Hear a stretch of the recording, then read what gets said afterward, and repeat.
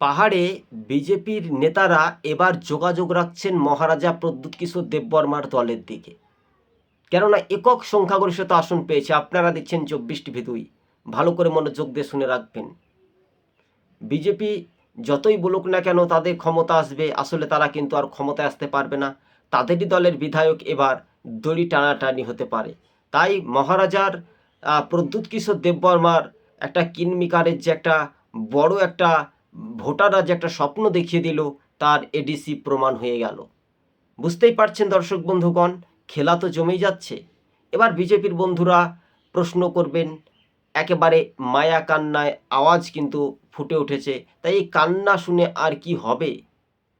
বিজেপির বিধায়করা, একটা বিধায়ক আমরা নাম বলছি না, আপনারা বুঝতেই পারবেন, তিনি যে ভাষায় কথা বলেছেন আঙুল তুলে, তিনি তাকে একটা নিন্দনীয় ধিক্কারজনক কথোপকথন।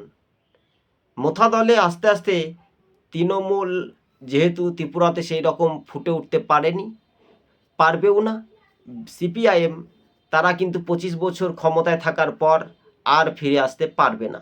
তাই মহারাজা প্রদ্যুৎ কিশোর দেববর্মাই ফের কিন্তু শক্তি প্রয়োগ বলাই যেতে পারে। এবার পাহাড়ের এডিসি ভিলেজে জনজাতি ভোটারদের যে ক্রমশ শক্তি প্রয়োগ, তার প্রমাণিত দেখিয়ে দিলেন ক্ষমতা। আপনারা আমাদের ভিডিওটি একটু প্রচুর পরিমাণে শেয়ার করে পাশে থাকবেন, তাহলে রাজ্য রাজনীতির ময়দানটা সুনির্দিষ্টভাবে একেবারে প্রভাব বা শক্তি বৃদ্ধি প্রয়োগ দেখতে পাচ্ছেন যে সরাসরি এবার বিজেপি দলের বিধায়করা একটা আকুপাকু শুরু করে দেবে।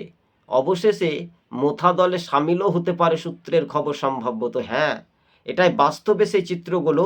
কেননা বিজেপি যখন দেখবেন হালচাল খারাপ, 18তে মানুষ করেছিল ভুল, আর 28-এ ফুটবে না আর পদ্ম ফুল, এই স্লোগান কিন্তু মোথার সুপ্রিমো, মোথার নেতৃত্ব, জেলা নেতৃত্ব, ব্লক নেতৃত্ব, অঞ্চল নেতৃত্বদের কাছে আমরা শুনতে পাচ্ছি। 18তে ফুটেছিল পদ্ম ফুল, 28-এ ফুটবে না আর পদ্ম ফুলের আওয়াজ। তাই এবার আনারস চিহ্নের প্রতীক মোথার নেতাদের একটা একটা শক্তি প্রয়োগ বলাই যেতে পারে। আজ এখান থেকে সমাপ্ত বা শেষ করছি।